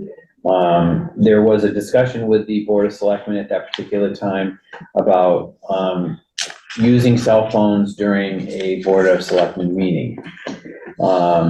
The determination at that particular time was that they agreed that they would allow cell phone usage only when you were looking at dates and all of that kind of stuff on it. But other than that, the phones should be silenced and off to the side. And that's as far as, they didn't put it in any other decorum policy or whatever at that particular time. So there's no real formal policy on this. Well, and Mr. Chair, can I speak? Yep, sure. All right, and I'm gonna be quite blunt with this. It was one of the first times I was zoomed out last 2 weeks ago. And actually called Eric after to find out what that beeping was.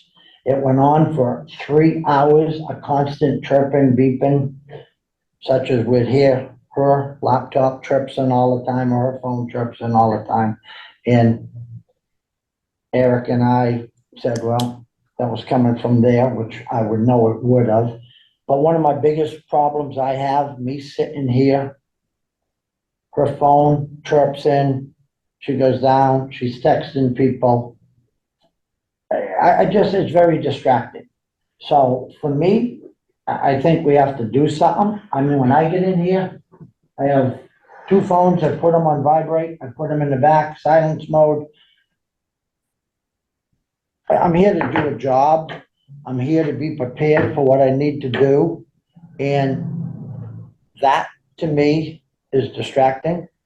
And I would like to see we do something, figure out how we're gonna do that, or how we're gonna handle it. I don't know what he's talking about. My phone's not on. I didn't This will take be a the text first time message. tonight. Every meeting I've been here for the past 8 months, Teresa, you are on that phone during meetings all the time. I am on that phone during the meeting because at the beginning of the meeting, every time you come in, to go to the authenticator, to get on the thing, then I shut it off. Well, I'm gonna disagree with you, Teresa. Okay. You know, I'm gonna disagree with you. You know, I mean, You're wrong, Joe. no, I'm not wrong. I'm absolutely not wrong. Last week, did anybody hear that chirping noise by any chance? 2 weeks ago, we're in a meeting all night. During the meeting, I wasn't paying attention, but I did review the Zoom afterwards, and I did hear it, yes. Yes. Sit on the other side, and any of these people sitting out there, listen to that all night long. And you think it's my phone? It's No, different. It's not my phone. I didn't think it was because your phone. I thought it was there was something beeping on the computer. Yeah, Beeping on- because it was chirping. Oh, now I'm not supposed to use my computer as well? No, it's, I guess, Silence the noise. I mean, my laptop's here, I use it. You don't hear my laptop beeping in all night long, do you? I do not believe you hear my laptop. I do hear it, and if you don't hear it, then you need to have your ears checked. Well, we all know I'm a disabled veteran. I am Don't give us completely that. deaf. Don't But give us that. I would Don't like you play to that check down. if my laptop is beeping. No, I'm seriously, if it's beeping, I would like the town to figure out a solution. So, But I don't hear it beeping. so I think what we can do is And just, wait a minute, but I want to know, is this conversation about phone policy or laptop policy? Because all 3 of us are It's on about laptop, noise. and now he's saying my phone's beeping. I mean, my laptop's beeping. Does that, let's call a spade here, okay? I've been 8 months putting up with bull, and I'm done with that, okay? You come into these meetings, all of us come in here, we have all our documents in front of us. We go onto our laptops in case we have to find something. You come in here, you've never come in your 8 months I've sat here with one piece of paper document ready to be prepared for our meeting. So let's call a spade a spade. Go ahead. And you're ruining the environment. I pull up the stuff on the website, as I do as part of the Energy Committee, as we do, to keep the use of less and less paper. You sit there and struggle to even get back on it, so you can't get on it, the thing keeps beeping. Excuse me, Mr. Chair, are we talking about phone policy? Noise. Or are Noise. we talking about, the agenda Use of- item, the agenda item is cell phone use during the right, meetings. so this is not on the agenda, what he is talking about, me So- using. What I agree with you, and as I said when we first started out, the cell phone policy use was agreed upon by formal select board that there should be no use of cell phones during the meeting unless you were checking your calendar or something like that. Right, and now with the agenda, with the authenticator, we have to use them to sign in, right? We can't get into Correct. until we do that. Correct. And then we shut them off. And that's Yes. it. and even though it's not on the agenda, I think it's just maybe the noise from they should be silenced. Your computer and your phone should be silenced while you're in the meeting. Mine's muted, you can see it's muted. So we can, is that, As long as we have a policy that, not only for me, but for any resident that's out there listening, we don't need to listen to a constant chirping and beeping. so do you want But a I don't know policy? how we can assume it's my computer. How do we know it's not his computer or your computer? You haven't heard mine, have you? Or somebody out in the audience? Because it's coming from right here. How do we know it's not the owl? So do we want to put it into a policy, or are we okay with a verbal? Do you want? No, I a think it written? needs to be a policy.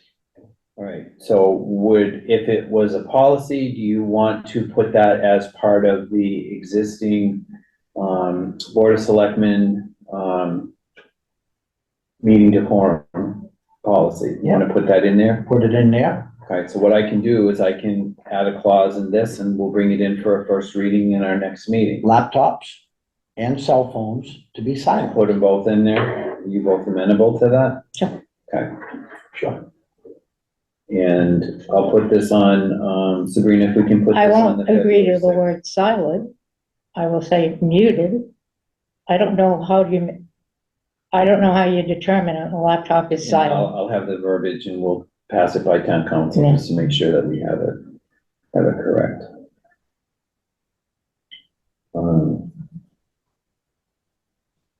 Now, if we have, just a point of policy, I guess.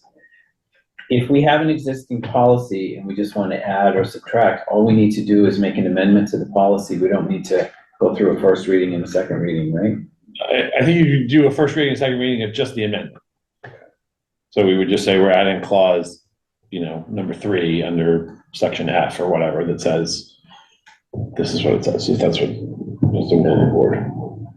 At the beginning of the meeting tonight, Teresa, you are in your email. I sit here, I see it, I watch you.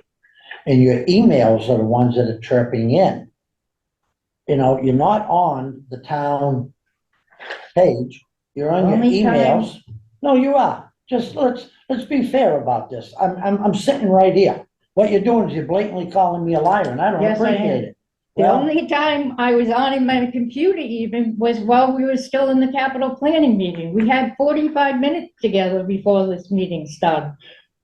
my point I just said was when your computer is beeping, you're in your emails. That's what triggers all the beeping.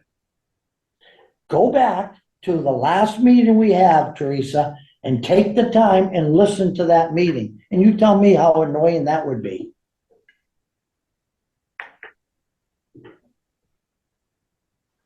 So can we move on? Sure. 5.0 opera projects. Eric, you have some project request forms? Yeah, so the project request form for the ARPA bonus payments, I'm gonna request that we move to the next meeting. Okay, that's for the bonus payments? Yes, So we're gonna move that to February 6th, yes. okay?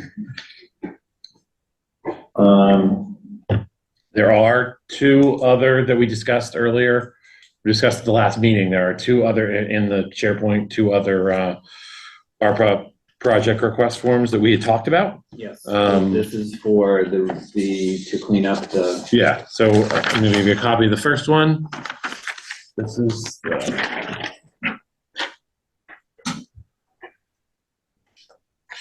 I already gave you a copy of this, Sabrina.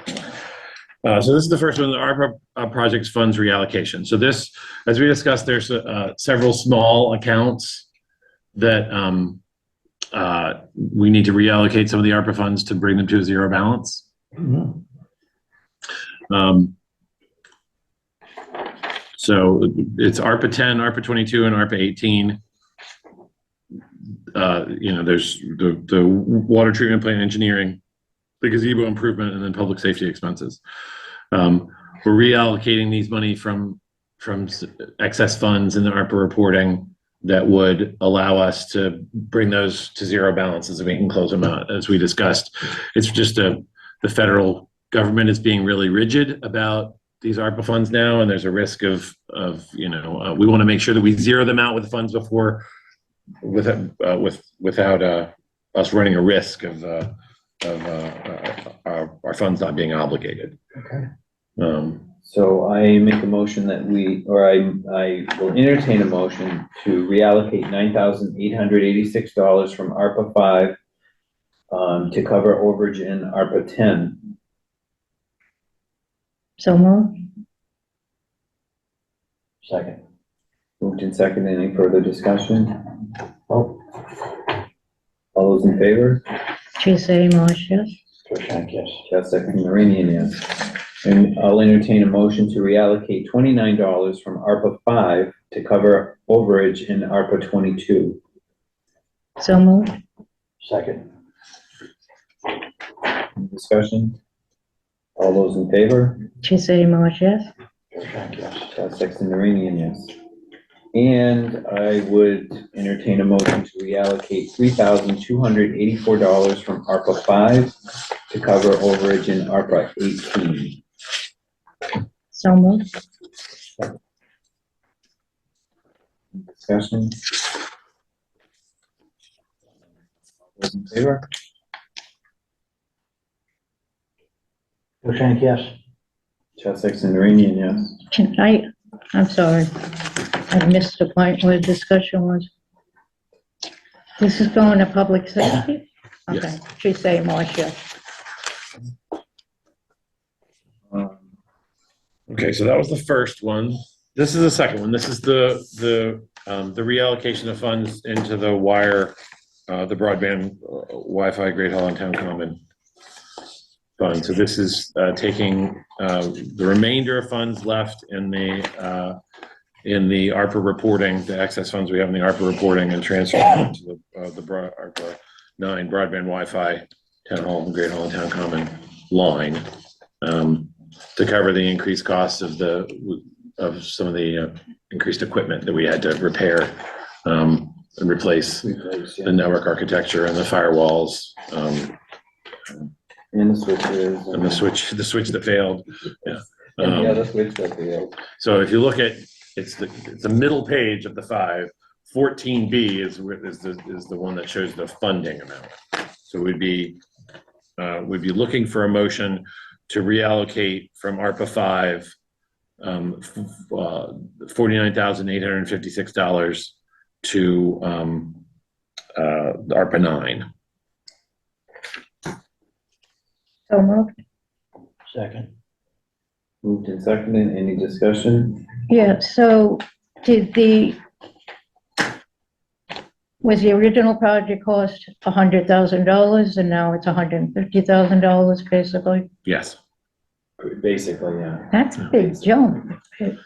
Yeah. Well, unfortunately, when you got into the nitty gritty of the work that had to be done in the building and the cost for it, it was a more costly than we originally expected.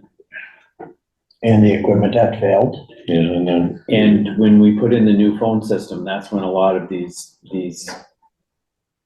deficiencies kind of rose, because a lot of it was, we thought it was wiring, and we thought we covered it with wiring, but it's not. It was other server related issues. It was equipment that, some equipment that we didn't realize was from 2015 that just plain out didn't work. Yeah. Okay, thank you. And this would, the idea is that this is going to preclude us from having to go to the FinCom and request, because we could do that too. We had the when we had the lightning strike that hit Town Hall and fried the switch. Well, several different things. Well, And yeah. that was another thing that when you have electric strike like that, what we thought we fixed, then we found out the residual effect to it. There was other things that were fried that we didn't know. So once we replaced something, which we thought it was that one thing, it still didn't work, so we had to find out where else it didn't, and that's where the major expense, I think, really came out. Well, Eric and I talked about it, and this is probably the most cost-effective way for us to cover the charges. Okay. Thank you. So all those in favor? Teresa Moore, yes? Jeff Sexton, Marine, yes. Just a brief update on the building assessment. They have a contract that they're reviewing. I anticipate that we'll be signing that shortly, and they'll be out in the buildings, hopefully, once the frost is gone. Okay, good. Once the frost is gone, so let's see, April. Yeah, 11th. May, June. All right. 5.1, town administrator updates and reports. So the one that's listed is the update on the town vehicle. So I did send out an email to all of the members of the Board of Selectmen and all the department heads. The town vehicle has been up for on auction for about 10 days now. The auction ends this Friday. For anybody who's checked on it and only seen there are a few bids, they actually say when you put something on a bid, don't be worried. The vast majority of bids come in the last couple of days. So the one thing that could be done now, if the board so chooses, is I did set a reserve on that vehicle at $11,000. We could lower that if it's the will of the board. I picked that number because when we had a discussion about potentially trading that into Townsend Ford as part of the truck purchase for facilities, they had offered us $12,000 in trade-in. And so what's going on right now is all used cars, you see it everywhere. All used cars, vehicles have dropped like probably 15-20%. yeah, and there. So, we could have got that 13 grand back then, 11.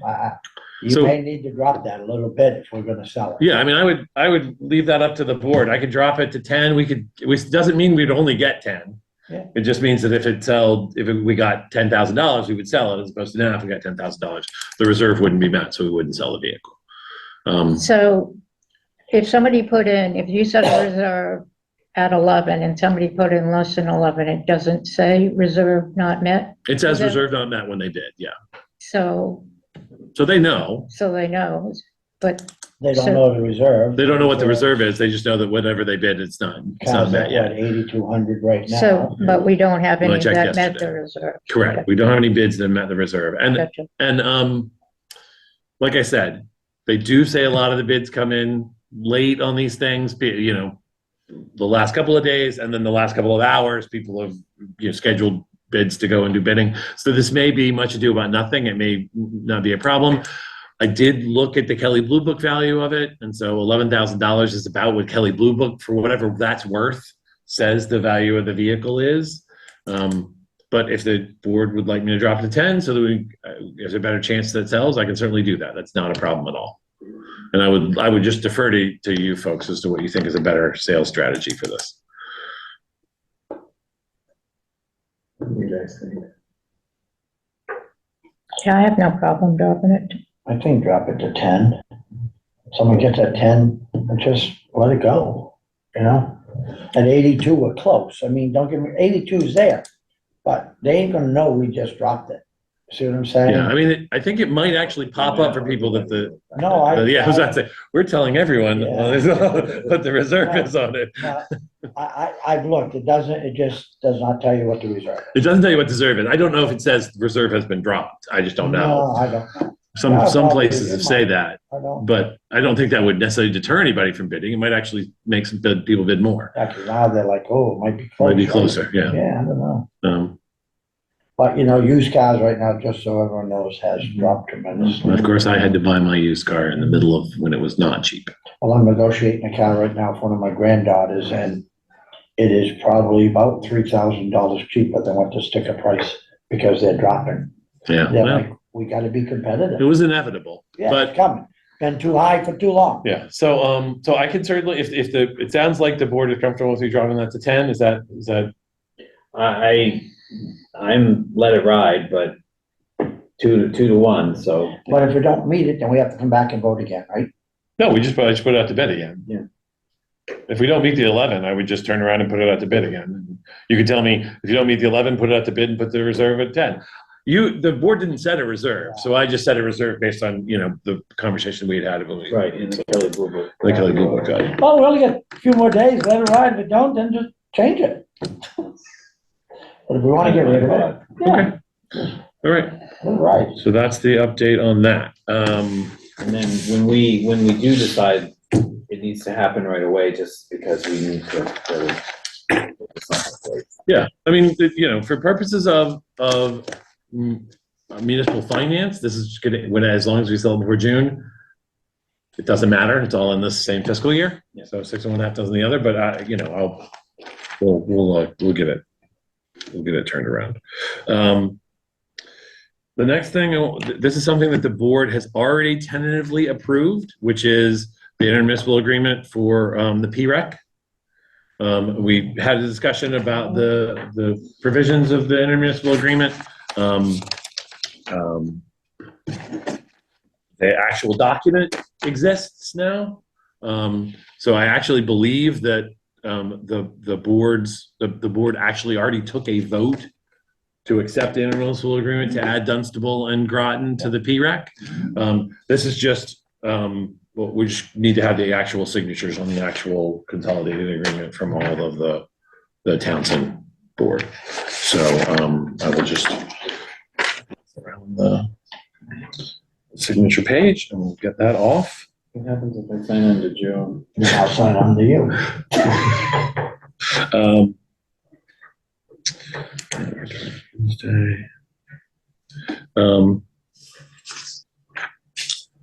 There is a document that is in the SharePoint.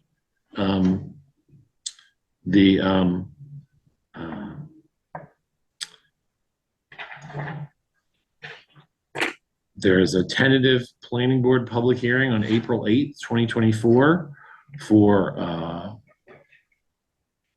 an updated multifamily overlay district bylaw.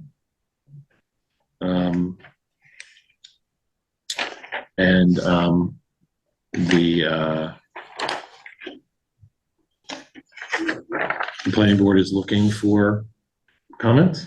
If the members of the board have any, you don't need to make them tonight. Obviously, we have until April, but I did want to say that they have worked on this draft to update the bylaw, and so it's in the SharePoint, and the members of the board, the selectmen can look at it and provide any feedback. I can get it over to staff so the planning board has it. Thank you very much. When do we need this by?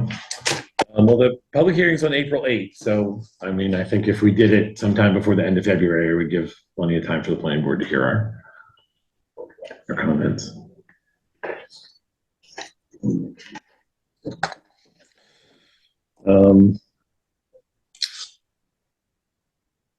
The next thing is, I just wanted to let the board know, we have a request from TESA to extend the lease on the soccer fields. They currently are in the midst of a 3-year lease that was executed, I believe, back in 2022. And so they are now looking to extend that, and so I sent out a request to Adam, to town council, to figure out. When is that due? In June? No, it's not. James Gates had come to me and let me know that they wanted to see if it was possible to get a longer term lease, because some of the grants that they want to apply for to do upgrades to the fields look favorably on having longer control over the fields if they're going to be spending money to upgrade them. So I put in a request to Adam to see what, if any, options we have to try to get a longer than a 3-year lease for We them. have to go to town meeting. So, I mean, anything longer than 3 obviously has to go to town meeting. We might have to put it out for RFP again.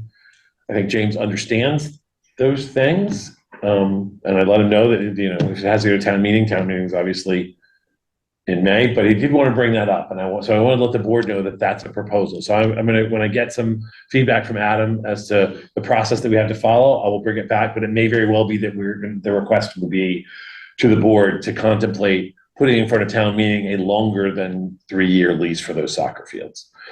And then, if I remember correctly, they're not paying, right? The lease was based on maintenance and stuff? Yeah, the lease was based on maintenance and then their kind of assistance in the control over the remainder of that site and the kind of the natural habitat, and making sure that they were doing their best to discourage use of it and things like that. So I don't think there would be a problem with the process if we have to do it, but we're likely to get a request.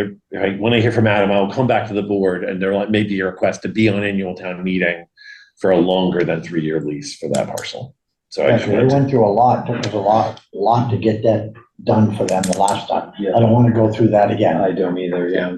It was months and months and months and months of the same thing over and over and over. yeah.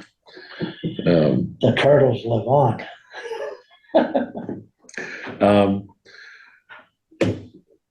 I had a meeting with Mart regarding the shuttle service from here to the Fitchburg Intermodal Center. Marketing meeting. So they're still having a struggle to have any ridership on it.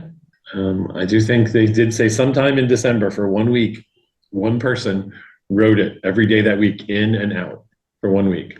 But that's the only ridership that they've had, is one person rode it in and rode out for 5 days and then stopped. They're obviously concerned because the cost of drivers and the time is real. We have to come up with money if we continue this. Well, no, because it's being paid for out of our MBTA assessment. That's the benefit of this. So it's not actually costing us anything. You're paying for it out of our MBTA assessment. But I wanted to, we caught up, we talked about different marketing and also to see whether or not there could be maybe a shift in the idea about how we're proposing the use of this, of the shuttle. And what they suggested is, and I wanted to bring to the board, is what about the idea of instead of it coming here, what if it went to Townsend Woods or the senior center? Mm-hmm.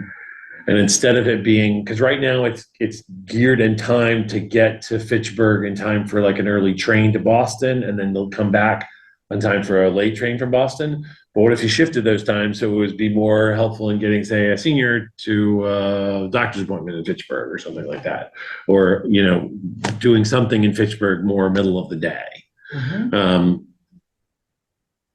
So I kind of wanted to throw that out to you. My idea was to engage with the folks in the Council on Aging, to talk to some of the seniors that come to the Council on Aging, and to the seniors that maybe get out some, some surveys to folks at Townsend Woods to see if that's a service they would use if it was available. Mm-hmm. If the shuttle came at 9 o'clock during weekdays and then came back at 1 or 2, is that helpful? Is that something that people would do? It'd still just be the same, round trip. So it wouldn't cost us anything extra off our assessment, because it would still just be, once from Townsend in and once from Fitchburg out.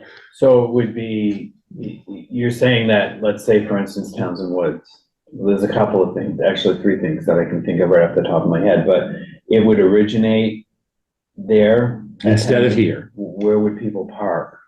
Well, I guess the idea is we're not getting people who park. And I think, so the kind of the fundamental underlying discussion we had is the vast majority of people who live in Townsend, in order to live in Townsend, you have to have a car. Mm-hmm. And you can't get to the grocery store without a car in Townsend. You can't get to any of your appointments without a car in Townsend. And from here, it takes 15 minutes to the Fitchburg Intermodal Center. So nobody's going to drive 10 minutes to get to Town Hall Park and then take a bus that has very limited window, that extra 15 minutes. They're just going to drive all the way there. Their parking lot is not full. Mm-hmm. They have parking spaces. It one thing if there was no place to park there, but they have parking spaces. Mm-hmm. And that provides people with the flexibility to get in their car whenever they want and come back. Mm-hmm. So the commuter population is probably not one that might use this. But the senior population that doesn't have access to a vehicle might use it. Mm-hmm. And that's why I suggested the senior center, because, Yeah, I see the senior center more than I see Townsend Woods. That's why I suggested the senior Number center. two is, I like your idea of surveying, but we would not be able to survey anybody in Townsend Woods because we've tried that before to engage with that population, and RCAP has a hold on that population. We can't post anything there, we can't, you know, we can't address anybody there, but we really should be able to. Yeah, and that, you know, so I haven't, my plan was to, if the board's okay with this kind of potential shift, that I would reach out to Elise and her team and see if they could have some discussions with seniors that come into the senior center to see if, you know, just a daily shuttle that runs from the senior center down to Fitchburg and comes back in the morning and comes back in the afternoon would be good. What times would work? And if we could coordinate that with maybe an inter-town shuttle from that area, Townsend Woods, Yeah. over to. So like the senior center has a shuttle bus, maybe they can bring somebody, they hang out at the senior center, have a meal, then they take the shuttle to Fitchburg and, you know, like, What about the option of, does it have to end at Fitchburg at the bus station? What about the option of being able to use the shuttle to go back and forth, like you said, to get to town shopping in Townsend?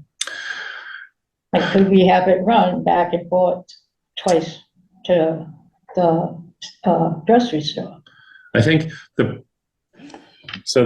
way that we are financially set up with Mart now is it's a driver that works at the intermodal and picks up the bus there and drives it up to Townsend and then picks up folks here and then drives them back to the intermodal.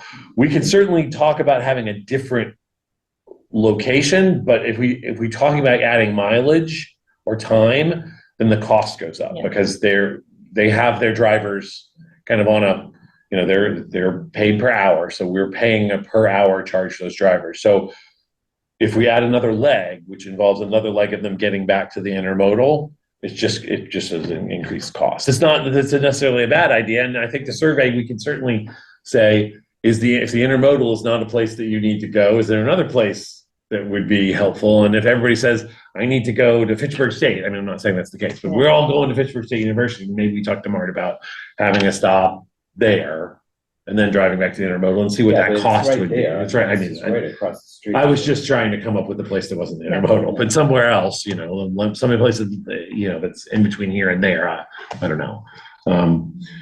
But if the board's okay with that direction or that potential direction, then I can move forward to Lisa and her staff to see if we can get to survey and try to get some information. I'm good with it. And I'll obviously come back to the board before there's any final decision with the results of that survey process. Okay. And that is my town administrator updates until we get to our executive session. 5.2, reports from board liaisons. General government.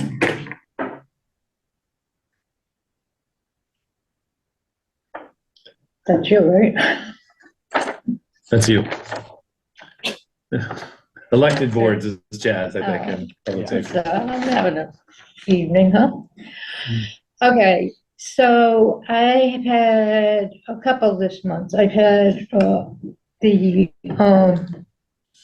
energy, which the two major things they're working with, we've presented to you one of them tonight, which was the master plan. And the other item that they're working with is they work with RISE. They got the grant. The Green Community Grant. Right, and the RISE is kind of falling behind. So we got to get a little bit more aggressive with making sure RISE is getting the work done that's already been planned. So we might have to, or Eric, you might have to step in with that. Find out why. I can be the heavy with RISE. Yeah, the heavy with RISE and why they're not spending our money. Their concern is if we don't spend it in, in a timely manner, we'll lose it. Yeah, it's reasonable. Leave no money on the table. No, we're not giving a dime back to the state. Capital planning is going along fine. Our first meeting was with the fire and the police chief, but that was scheduled for the day of the snowstorm. So we were able to add the police chief in today's meeting. We're gonna try to wrap up, we're gonna try to wrap up and bring the fire chief into next week's meeting, but he's away, so we'll still have to find a date to get the fire chief on the schedule. So he might come in a little late, but we should be wrapped up by next week, all except for the fire chief, and we'll figure out how to get him in by February. And by the February meeting. And FinCom, Hello?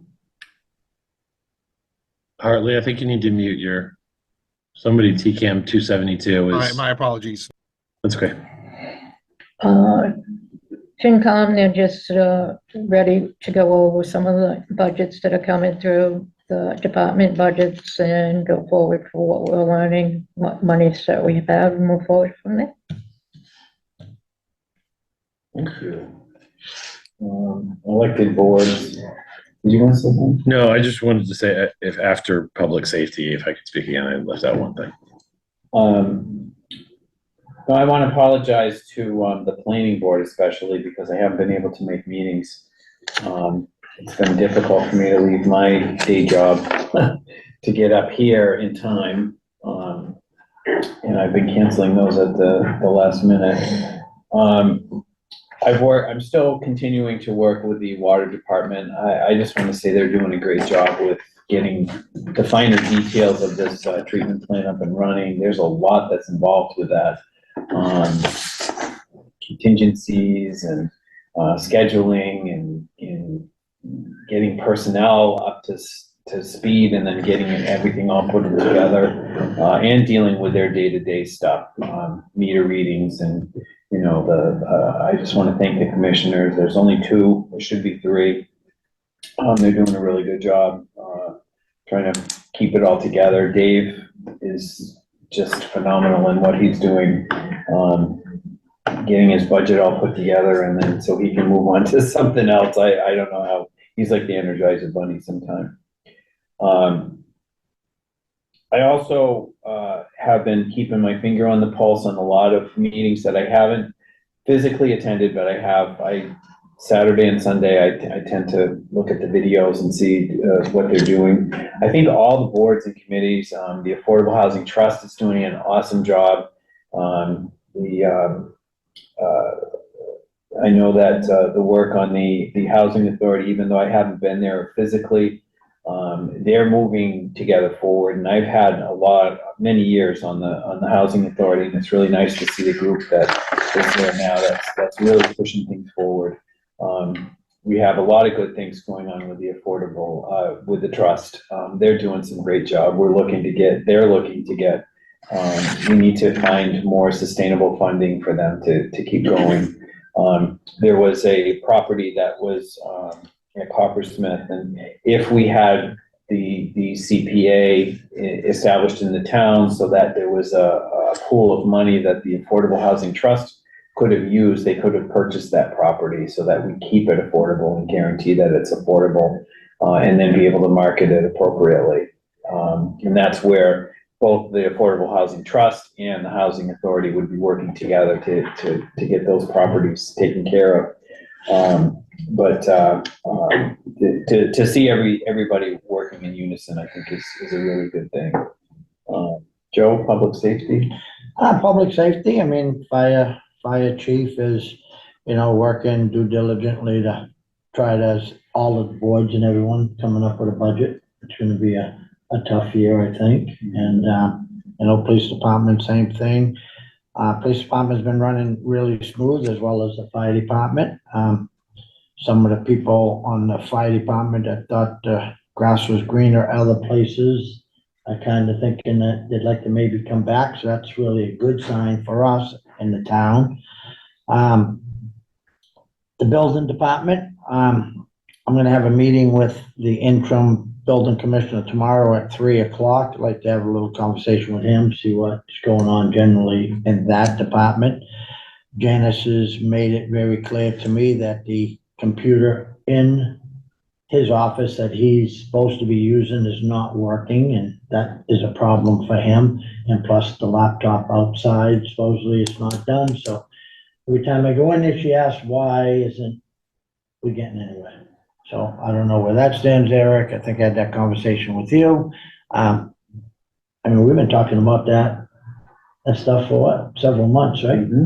So what is the hang up on that one? Where are we This is hung the up on first that? I've heard that there's, well, I'll talk more off camera, but I'm not understanding why there's always a question about something not working there. Yeah, no, I know that when we last had a question with Brad about we're having Guardian come in and help us a little bit on the permit link. Yeah. With the permits.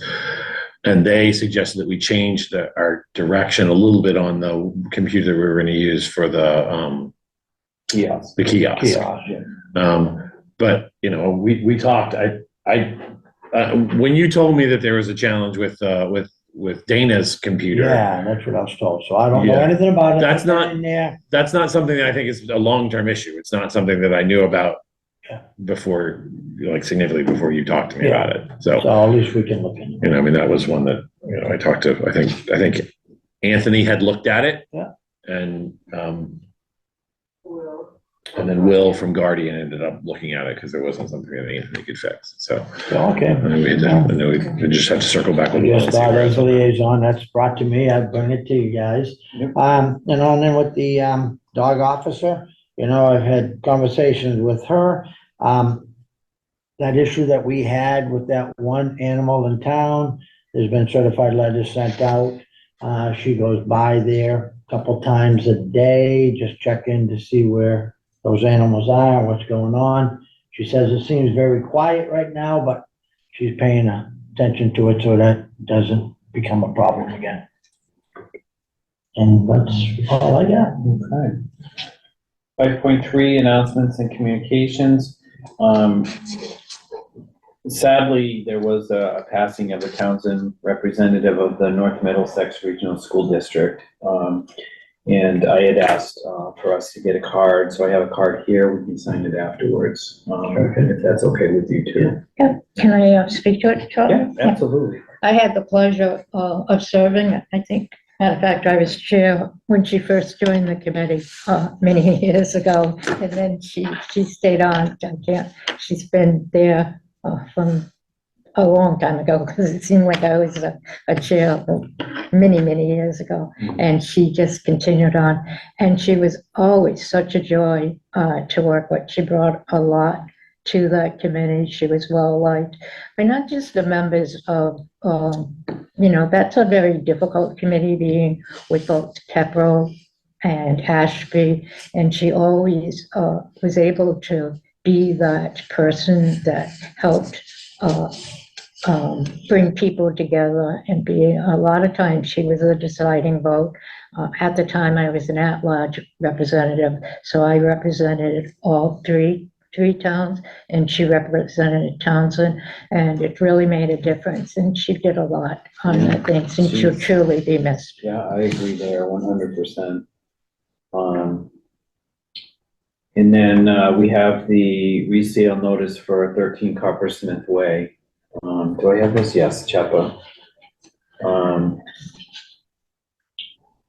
The property that I had mentioned earlier in regards to it, the affordable, there were several properties at Coppersmith. So this is a property at 13 Coppersmith Way.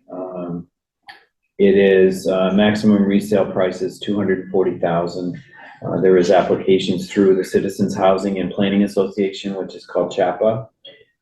There's eligibility criteria and resourcing available. This is an affordable unit, which means that it has a affordable clause to it as well. It's in perpetuity, I would assume, as long as you own the property. So, yeah. It is a affordable unit. just to kind of expand a little bit on that, the things that both the Housing Authority and the Affordable Housing Trust are looking at is that if a property that has been deemed an affordable property, after it's been marketed for, I believe it's 1 year, if it hasn't sold, it can be sold at market price. When it gets sold at market price, the difference of that money would come back to the town. And I've been working with both of the organizations, the Housing Authority and with the Affordable Housing Trust. We're probably going to be putting verbiage into a town meeting to say when that does indeed happen, that money should go into the Affordable Housing Trust as opposed to going to the town's general fund, so that would keep the affordability portion of it open to the town as well. But if you need any information, feel free to give either the Housing Authority or you can call the Selectman's office and we'll get you the information that you need for that. Chaz, if I could just speak real quick. Yep. before we do the next Yep, go ahead. So I did attend the MMA conference on Friday. And the governor was there and gave an address along with the lieutenant governor. One of the things she announced during her speech was a filing of a bill called the Municipal Empowerment Act, which she was scheduled to file today, I believe. That has a multitude of provisions that, based on kind of like a dozen listening sessions across the state with municipal leaders, her administration believes would be of assistance to local municipalities in, operations. Some of them include things that are designed to provide more revenue for municipalities, more non-tax local receipts for municipalities. For instance, I think there's a provision that allows you to increase your meals tax over the current amount, the provision that allows you to increase your room tax over the current amount. There's a provision that talks about the ability of municipalities to have regional boards of assessors instead of having individual boards of assessors.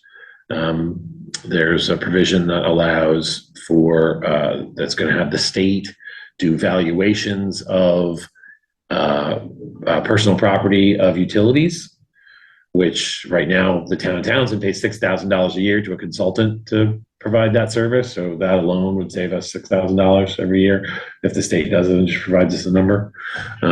There's a provision for an additional surcharge on excise taxes that would come directly to the town. There's some of these provisions, as this bill goes through, would in theory be eligible for us in the FY25 budget. So as we get more details about it, I'm going to come back with a kind of a more detailed presentation as we see what happens as it goes through the legislative process.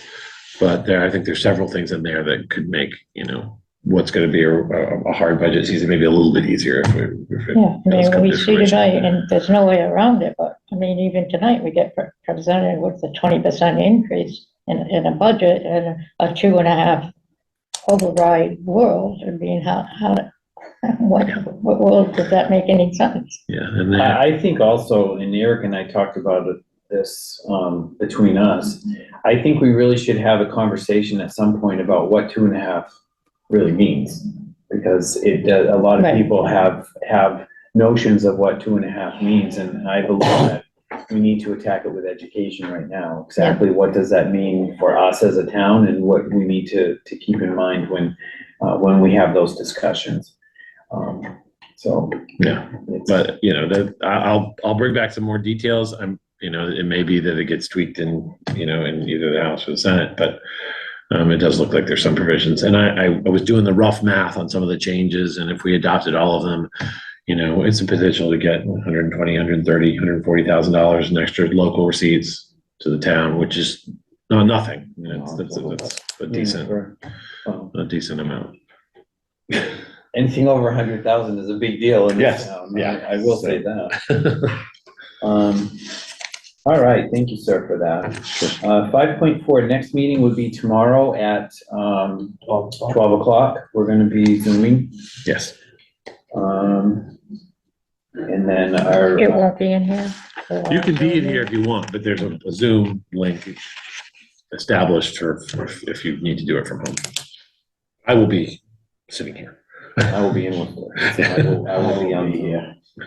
I'll be sitting here. And then 5.5, I'll entertain a motion to review and sign payroll and bills payable warrants out of session. So moved. Second, Moved and seconded. Any discussion? now we have the Saturday meeting too, right? There's a Saturday, there's a Yes. tentatively proposed meeting for Saturday, the 27th. Saturday, and then the next one is February 6th. Correct. All those in favor? Tuesday, Militia. Shawshank, yes. Chad Sexton Duranian, yes. All right. Now we're just doing 6.1, number 1. So I will entertain a motion to enter into executive session pursuant to General Law, Chapter 30A, subsection 21A3, to discuss strategy with respect to collective bargaining if an open meeting may have a detrimental effect on the bargaining position of the public body, and the chair so declares. And to adjourn from executive session. Exactly. So moved. Second. Any discussion? All those in favor? Tuesday, Militia. Yes. Yes. Chad Sexton Duranian, yes. Okay, so Thank I'm you, going everybody. to. Good night.